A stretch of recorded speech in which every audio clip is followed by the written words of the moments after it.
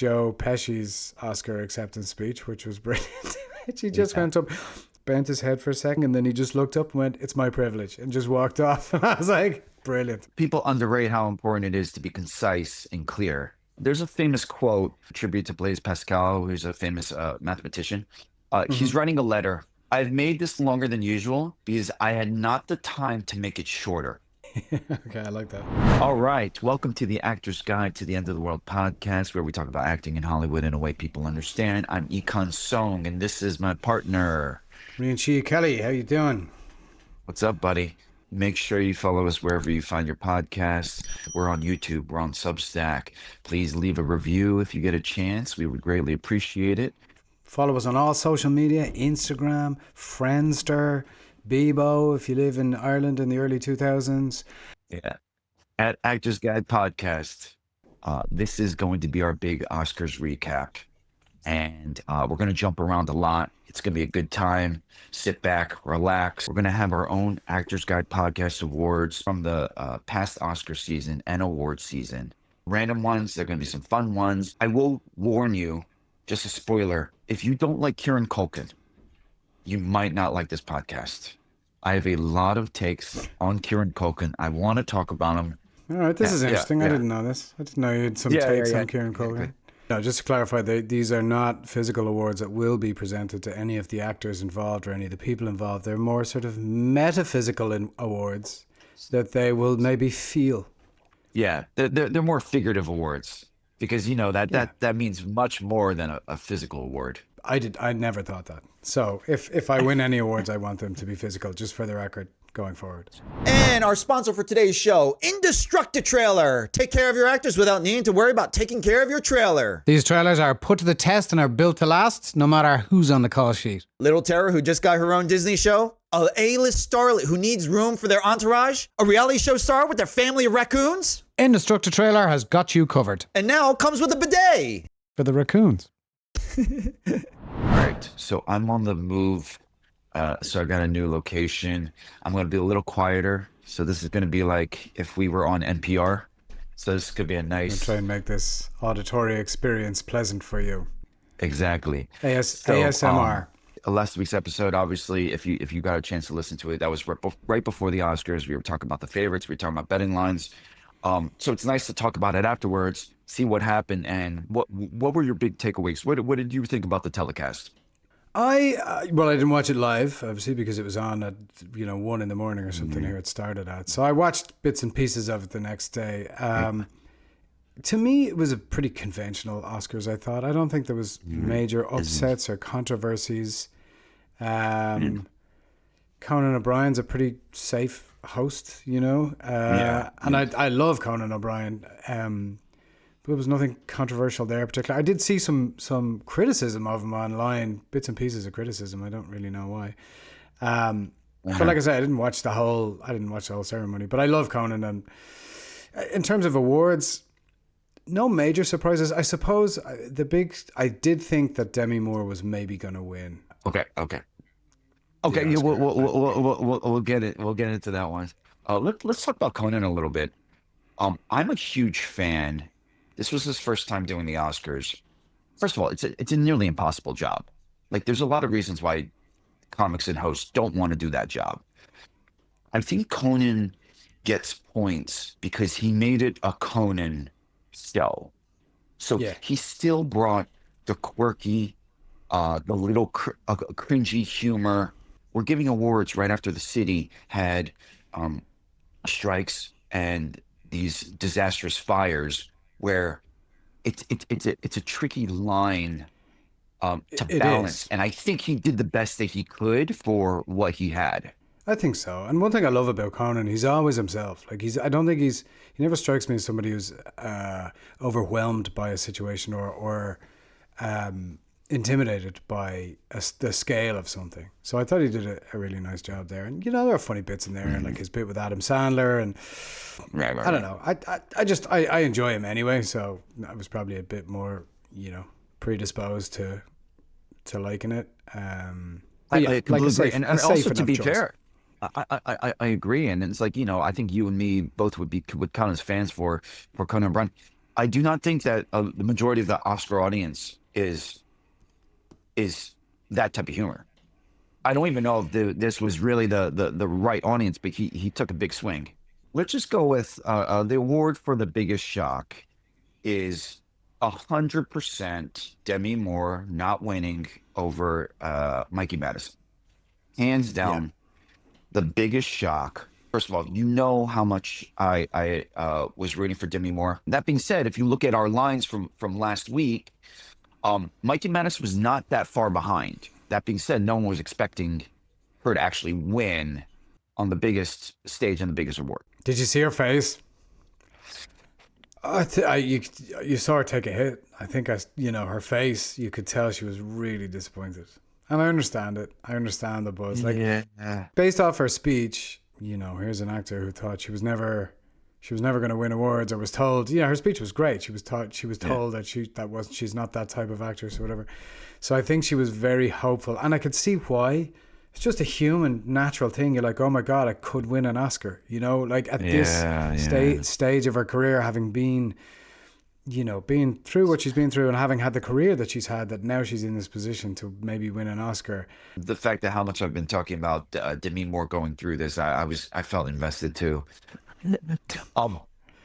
And here's the thing, you can't know for sure, but supposedly, apparently she said one word, and she just went, nice.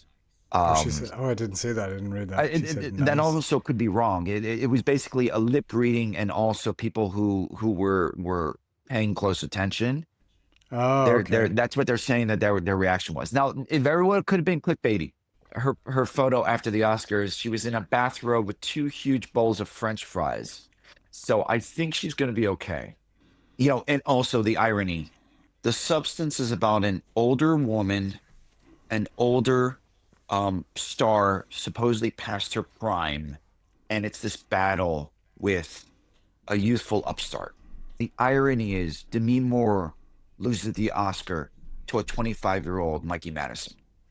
And have you actually seen the movie? Have you seen The Substance? Or I know, but this is the other sad part is we might not be talking about The Substance as much. If anything, we're the biggest losers is the fact that we can't talk about The Substance anymore. I'll wager you'll find a way to crowbar it into every episode. Yeah, we will. Number one loser, and I think I tweeted this, the biggest loser of the entire night was Hulu, because the telecast ended right before Best Actress. Literally. It just ended or just cut out? Right before Best Actress is announced. They're going through the nominees. Telecast ends. It was like one of those things where you recording on a DVR and you only recorded 3 hours, but the rest, if it goes overtime, it just cuts out. Literally so you have to record the post-show. Yeah, the exactly. Show, yeah. So there was nothing there, and here I am just Google searching who wins Best Actress, and the biggest upset of the entire night I completely missed. So worst loser is Hulu, or biggest loser is Hulu. Were they the only ones broadcasting it? Was it not on network TV, or how technically it was on network TV. So if you have ABC, you could watch it live, and so on and so forth. So there's that. I mean, it was great because it was accessible for so many people. But by the way, the Oscars was the most watched in 5 years. So I want to say it was a 5-year high for viewing. We have the biggest shock of the night. Number 2 is we knew Anora was going to be strong. But for Sean Baker to make epic history winning 4, I mean, come on. I was not predicting that. Things change pretty quickly. You can go Amelia Perez and just completely kind of disappear off the map in a couple weeks. You have momentum being built up, but man, Anora got hot. Anora got really hot at the right time. Yeah, I'm delighted for him. I'm delighted. What was Anora, like a $6 million movie or something like that? It was exactly. A low budget, right? Yeah. I love that. I mean, it's brilliant to see an indie movie do that well and sweep all of these awards, because it sort of reinforces the idea that you can make these movies. These people will see these movies. People do enjoy these movies. It doesn't have to be blockbusters. It doesn't have to be sequels. It doesn't have to be remakes. And if you didn't get to listen to our last episode, we talk a lot about Sean Baker and his essentially this whole award season is a love letter to independent film. So we break down his Film Independent Spirit Award speech last episode. So if you're interested in hearing more about it, check out that. I mean, 4 Oscars. I think first person ever since Walt Disney. I mean, by the way, I didn't even know Walt Disney won 4 Oscars. Walt Disney won 4 Oscars for 4 separate films in 1953. So Sean Baker, I mean, doing something like this is just how many times do you actually see the best director or writer also edit the film? It's incredible. Let's talk about Adrien Brody's speech for the rest of the podcast. So Now yeah, for the rest of this episode, we're going to talk about Adrien Brody's speech, and it still will not be as long as Adrien Brody's speech. Exactly. Adrien Brody's speech was almost as long as The Brutalist. He topped his award season run. I'm not gonna lie. I didn't listen to all of his speeches before, but that was like literally one of his worst. It was like usually people build up and you save the gold at the end. Like least articulate. I don't want to smash the guy because obviously he's been getting hammered the entire week, but it's just kind of funny where the music starts coming. Please give me a moment. I will not be egregious. He says, I will not be egregious. And he goes on for another 15 minutes. I thought it was the most beautiful example of an actor taking space. I feel like actors, we all need to learn how to take space like Adrien Brody, because that was masterful. It was wild. I think my main issue with it was he didn't say anything really. Like he just didn't. That's my point. It was just windy and rambly. I think it was 10 seconds longer than the previous record holder. Oh, was it really? Yeah, it was like 5:30 and he was 5:40 or something like that. He's a phenomenal actor. I think he's a stunning actor. I was watching his speech going, okay. And I think when you see a speech like that, you really appreciate a speech that's funny or short or meaningful or, like Colin Farrell is, I think he gives my favorite awards acceptance speeches. I really enjoy Colin Farrell's acceptance speeches. And then I saw it stacked up against, compared to Joe Pesci's Oscar acceptance speech, which was brilliant. He just went up. He took it from, I think Brenda Fricker was presenting the award, and he took the Oscar statue, and he kind of like bent his head for a second, and he like kissed something, and then he just looked up and went, "It's my privilege," and just walked off. And I was like, brilliant. Oh, is that what he did? And then Bjork, the Bjork had a wonderful acceptance speech. Did you see that? So Bjork said, "I am a grateful grapefruit," and then walked away. And I thought, brilliant. They're the kind of speeches. Short and sweet. Exactly. Yeah, there was a famous, I don't know if this ever crossed your radar, but Eric Cantona was a phenomenal footballer for Manchester United, but he was banned for months of a season, like 7 or 8 months or something, for jumping into the crowd and kicking a fan who was abusing him.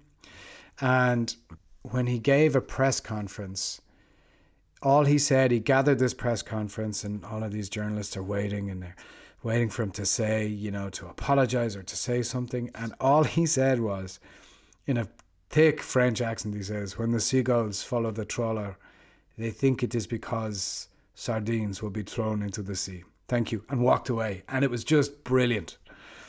I love speeches like that. Yeah. Not that that was an awards speech, but it's just people underrate how important it is to be concise and clear. Yeah. In our day and age of, I mean, here we are on a podcast, right? Because we could blab on for 4 hours, but there's a power in being clear and concise. Anyway, that's all. You're dead right. You're dead right. But like brevity and economy of language. Yeah, brevity is a good word. I wonder if he thought, and here's what I was thinking to myself. I wonder if afterwards he got off stage and went, "Oh no, what did I do? That was way too long." Or if he just went, "Great speech, Adrien. You did it. You nailed it." I want to talk about that. There's a famous quote on this idea of brevity. There's a famous quote I do not. I do not believe it was a tribute to Mark Twain. It was a tribute to Blaise Pascal, who's a famous mathematician. He's writing a letter. I've made this longer than usual because I had not the time to make it shorter. Okay. Okay. Okay, I like that. Just let that sink in because this attributes to anyone who's writing, anyone who's editing, whether it's an Instagram reel or a blog post. I didn't have the time to make it shorter. Okay. That's great. The economy of words of what is absolutely necessary, cutting whatever you're about to say or whatever you're writing down. That's where the real work is. If it was long and floppy and you're going on a speech of 5 minutes, that's easy. But to make it a tight minute and a half, that's hard. And so I just want to, I love that because that's always echoing in my head when we're talking. No, you're right, and just on that, because I grew up in a house with two journalists. My parents are both journalists, and newspaper journalists. So the importance of language and the importance of using only the words you need to use to say what you're trying to say, and also the way you structure an article by saying the most important things first, and then in order of importance, down the article. But you hit it at the top. You only say, and I think in script writing as well, like it's important to cut out fluff. Don't just throw. 100%. There shouldn't 100%. be language. There shouldn't be language in there just for the sake of it. You need to, the character needs to say what they need to say without dressing it up in anything else. It's just noise then at that point. So let's talk a little more about Adrien Brody.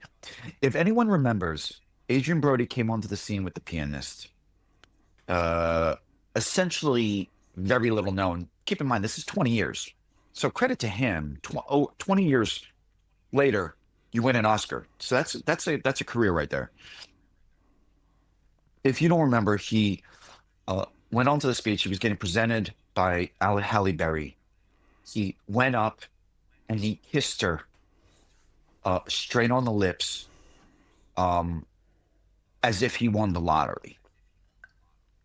That does not fly, I believe, in 2025, just openly kissing anyone without warning. So I will preface that. It was a different time. That was how he first won his Oscar. I don't know too much about Adrien Brody, but obviously he's an incredible actor. My point is what is going through the mentality of Adrien Brody? You have this epic awards run on his way to the stage. He takes his gum out and tosses it to his girlfriend. Oh, I just saw that today. I hadn't seen that clip, and I just saw it today. And it was far. I thought he just handed it to her. He just lobbed it at her. Like, was any of this pre-planned? I do not know, and we're not here to speculate. My point is I doubt it. This guy is not afraid to take up space, and he was not shy accepting his award for 5 minutes and 40 seconds. So I don't think he's second guessing anything. He first went on the stage kissing Halle Berry in what was an epic Oscars moment, for better or for worse. And 22 some years later, here he is now. So who kissed him on the stage? Somebody did it to him this time in retaliation as a joke. I think Halle Berry kissed him. Oh, that's what it was. I think that was the joke. Yes, and if you're watching this on video, we'll put this picture in the yes, in the video. They did reenact it. Okay, all right. Yeah, to each their own. Well, you know what? I think I would wish the confidence of Adrien Brody giving an acceptance speech for any actor, because I agree. I'm not joking around. We share this on our social media. I basically said, may all actors take up space like Adrien Brody. It's like, I mean, it's a beautiful thing. I think more actors could take more space like that. You might get slated for it, but if that's the kind of confidence you have, good for you. Also, don't kiss people without consent. Just what we're talking about. Yeah. Going off of Adrien Brody, we didn't even talk about all of Kieran Culkin's speeches, the award show run. I actually think that there's a handful of speeches that were really cool, fun, meaningful, heartfelt. And I'm not going to lie, a lot of these speeches and these moments were better than the films. I don't think this Yeah. was a great year for Oscar films. I thought it was really good. I thought these speeches are almost more interesting than a lot of the movies. Um, so let's start out with Kieran Culkin. Very interesting guy. Yeah, I am so like, if you watch any of his speeches, whether they were planned, whether or not, they were all hilarious. They were so self-effacing, humble, but he's also just like, he's like, I don't even know what I'm doing up here. You know what I mean? And it's just like each one is so different. It's not, it's a lot like his acting. It's a lot like his acting because obviously at this Yeah. point he's already won many awards for Succession. He's sweeping them up, and here he goes. He swept all the awards and he won an Oscar. The flip side of those coins is you have Kieran Culkin, where we're like, we'll give you an award just so you can accept it and make a speech about it. That's how Yeah. entertaining it was. Versus Adrien Brody, and 5 minutes and 40 seconds is not long enough for him. Yeah. Yeah. So, like, my favorite performer of this award season goes to Kieran Culkin. Oh yeah. I'd agree with that. I thought his speech was great, and referenced the speech before when he said, "Let's have a third kid," and then his wife had said, and his wife was like, "Yeah, win an Oscar, and then we can have a fourth," and then he just brought it up. Like a good writer, he saved his best speech for the end. Okay, so keep in mind, if you're watching someone win 5 awards, they're coming up with 5 different speeches, possibly, right? Obviously, that's a good problem to have, whether they pre-plan or not. Obviously, they pre-plan a little bit because, a lot of them have it written down. Anyway, that was the culmination of all of his speeches. Unlike Adrien Brody, who saved his worst for the end. Yeah. The only odd thing about that was like, why is she basing how many kids they have on awards? But it was a very entertaining speech. We'll save that for another podcast. No, I'm not getting involved in the planning of their family, but I really enjoyed his speech, and I think he's a fascinating actor. And because I watched a lot of the interviews with Jesse Eisenberg around working with him on A Real Pain, and it's such a fascinating relationship that the two of them have, a fascinating dynamic. Because Jesse Eisenberg as director was trying to direct him, and he would... I've also seen Kieran Culkin say that like lines go into his head really fast, so he's very free with dialogue, and but I think he just doesn't plan anything. I think he just shows up and does. I remember you mentioning that, and I look back at a lot of their interaction in interviews. So I was actually, I wanted to bring that up. So my award for best couple is Jesse Eisenberg and Kieran Culkin. Yeah, it's a fascinating relationship. Like, it's really interesting. Here's the thing, because I heard enough. It's not the fact that we want to be careful. Of course, like, who are we to pick apart what the process is? We're just going off of sound bites. It's not the fact that he doesn't, like, he has a weird savant-like skill where, you're right, he can instantly pick up things within minutes. But I don't want us to sound like he doesn't prepare or doesn't do the lines as written. No, I don't That's mean not it what you're like saying. that. Okay. No, Okay. I don't think he goes clear. in. I don't think he goes in unprepared. I don't know what his preparation is like at all, but I don't think he goes in unprepared. But I think he goes in very free, and I don't know that he. I don't think he pre-plans. It doesn't seem like he pre-plans anything. It seems like he's very present in whatever's going on, and it's like asking, I think I saw an interview where someone's director told him, okay, just do it like that, and he's like, I have no idea what I did. So he doesn't. It's not like he's trying to replicate. So back to this whole Jesse Eisenberg thing. Jesse Eisenberg said Kieran Culkin was so brilliant, and in their dynamic in the movie, is making fun of him, just saying, snarky. Kieran Culkin, between all of the takes and on set, was just making fun of Jesse Eisenberg and belittling him. All of the takes whenever they were on set. Jeez. When you hear about all these method actors staying in character, Jesse Eisenberg was making a joke of, is like, he's brilliant in the movie, and basically the dynamic, he just kept going when we were in between takes. He was basically saying things like, "Hey, so what stupid shot are you going to set up next? Oh yeah, that's what you have. That's the best you can come up with." Like, throughout the movie.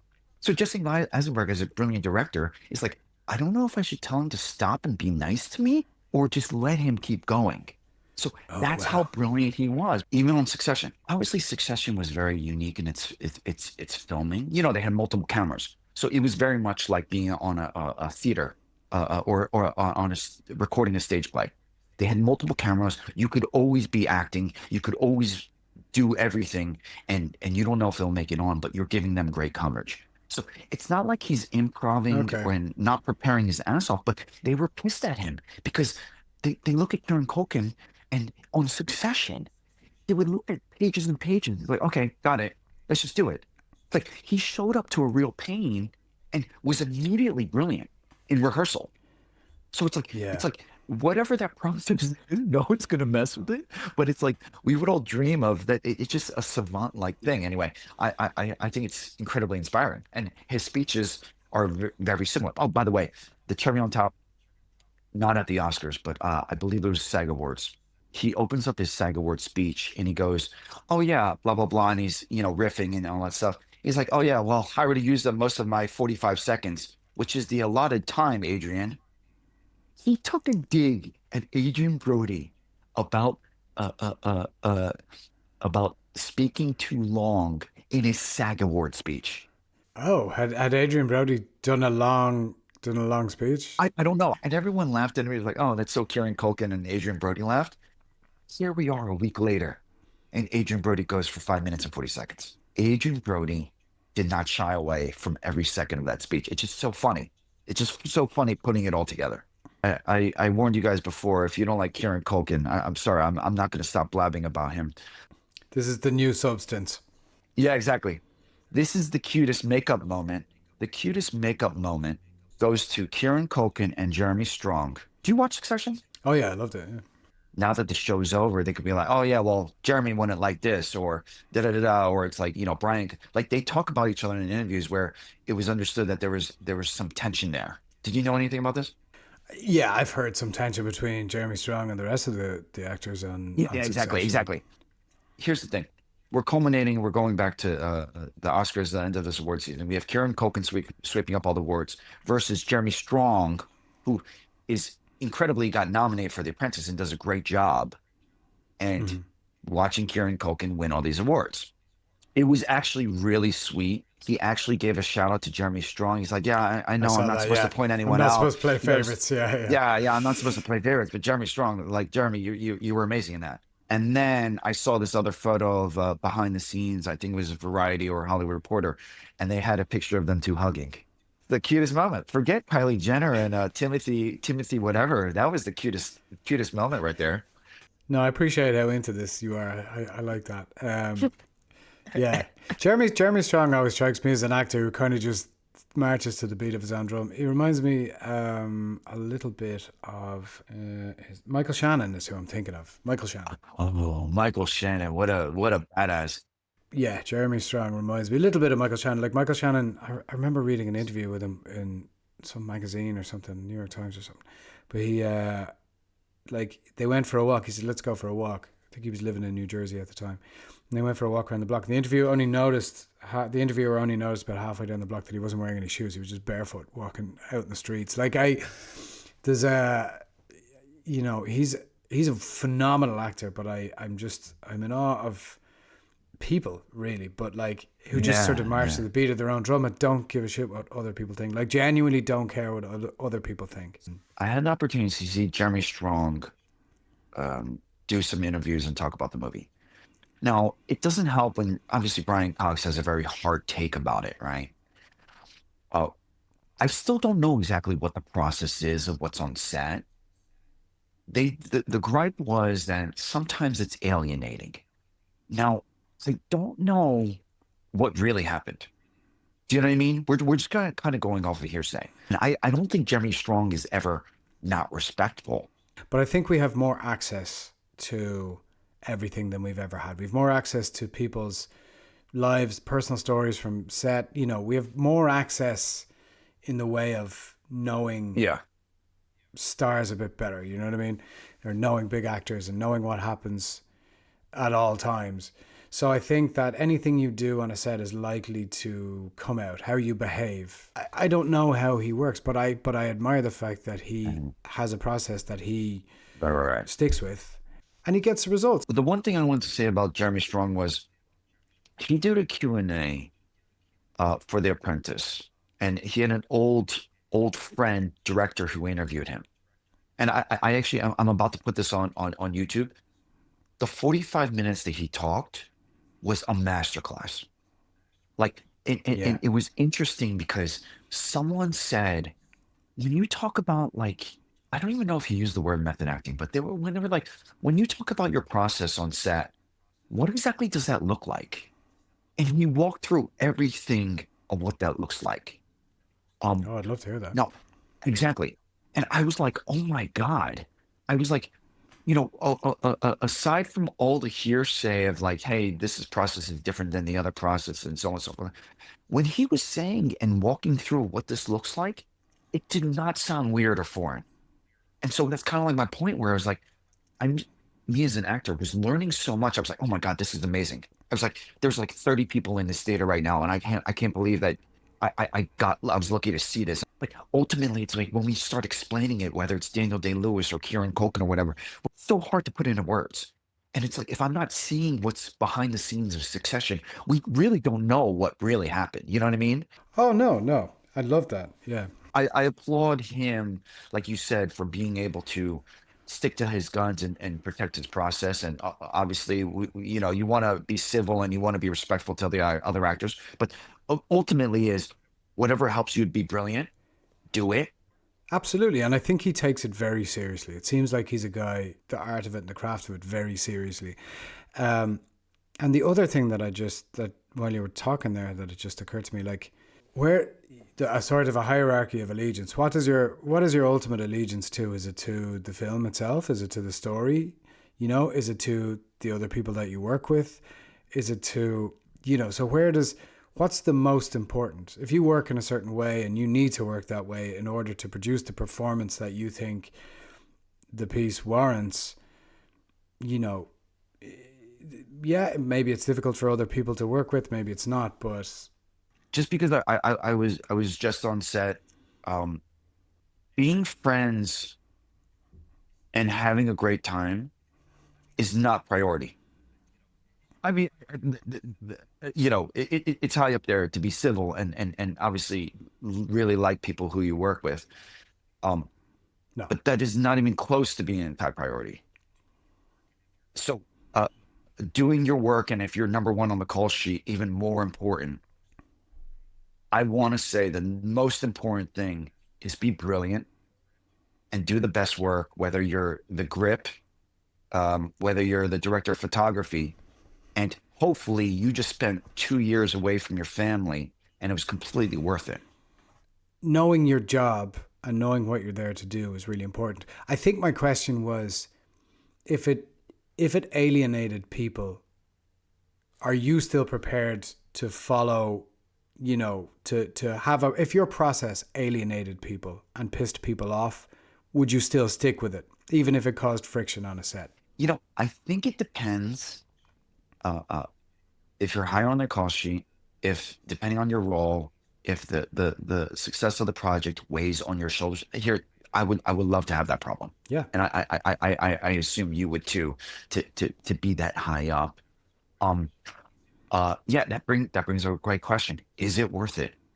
Is it worth it to rub people the wrong way and maybe there's a little tension? Is that worth it to get a better product? And you know, we can only speculate. You thought I was done with Kieran Culkin. This was months ago.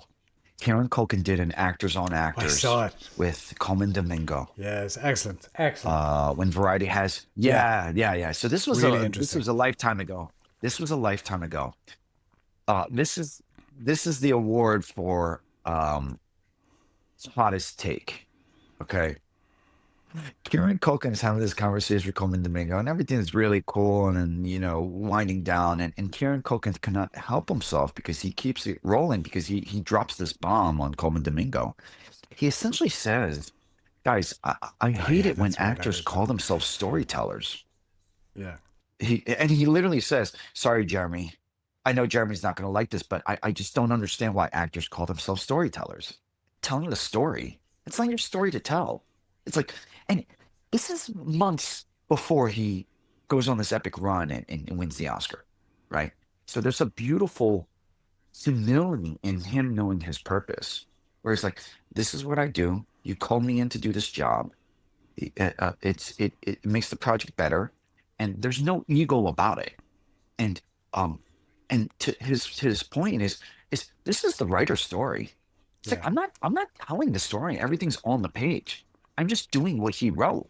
And to be honest, that's also a nod to Leslie. If you've been at the studio, it's like, hopefully we have great material. All the thing, everything's on the page, and you're doing what you're servicing the writer. So as all the makeup and all of our actors' egos, we can put that aside.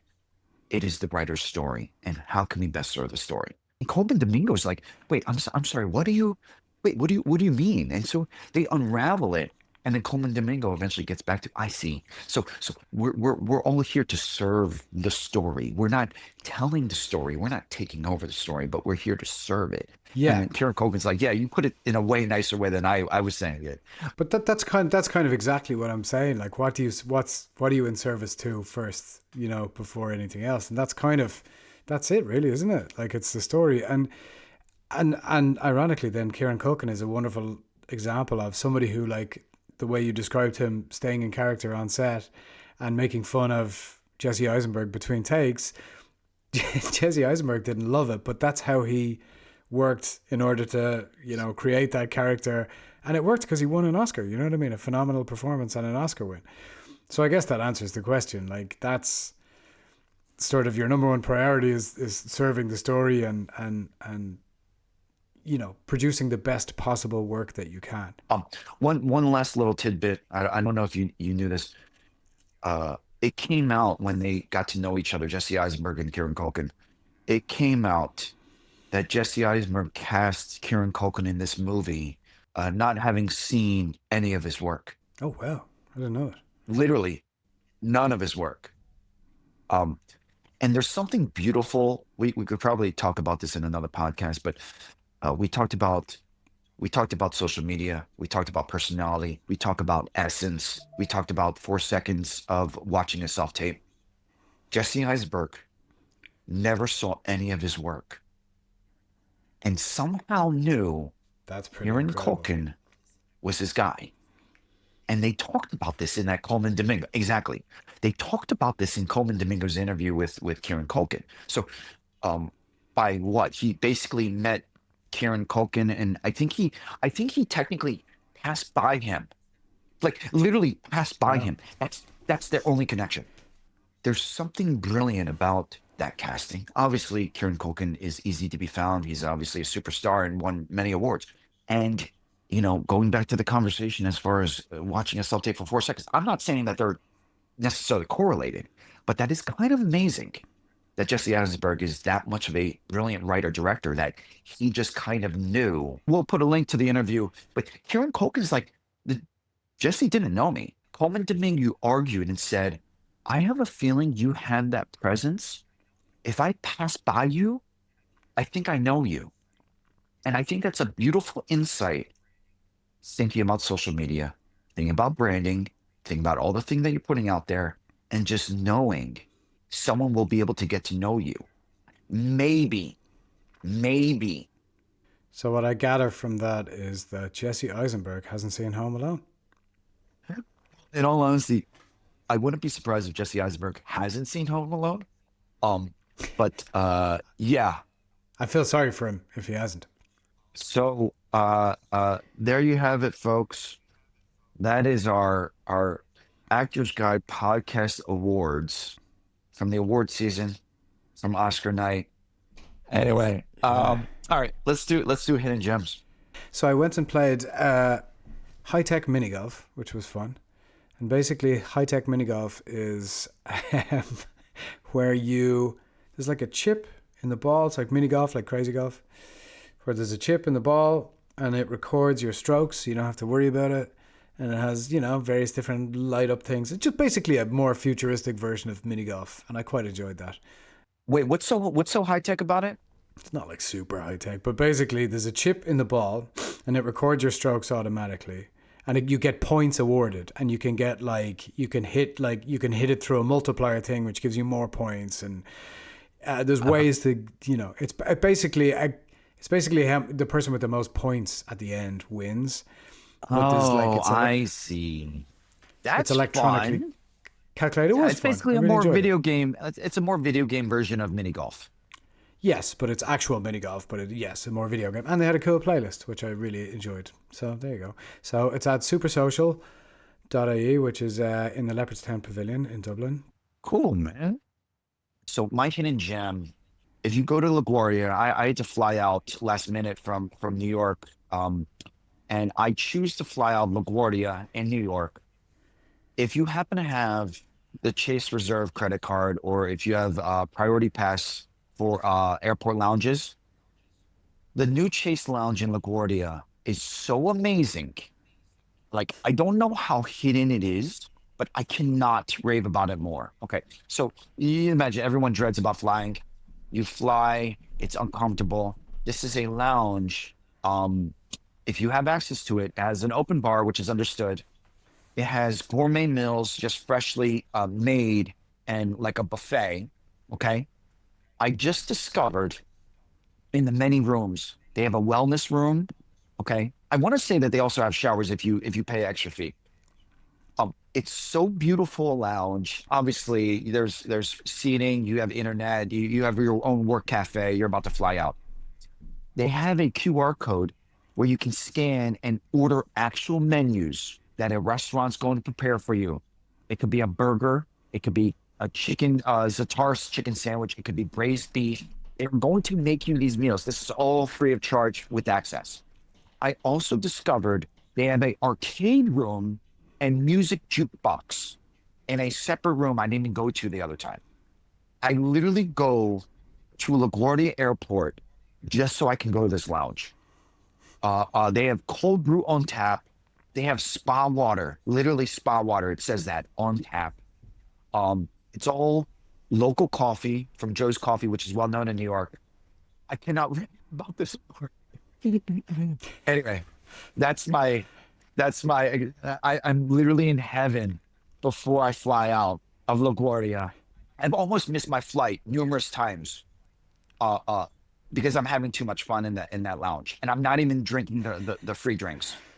So be aware, don't miss your flight because you're having too good a time. Anyway, that's my hidden gem. Yeah, there you go. Nice. Well, hope you enjoyed this episode. This is a celebration closing out our award season, and hope to see you next week.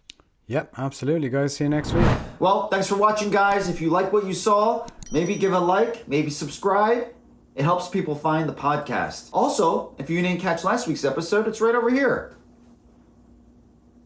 Don't worry, we'll wait.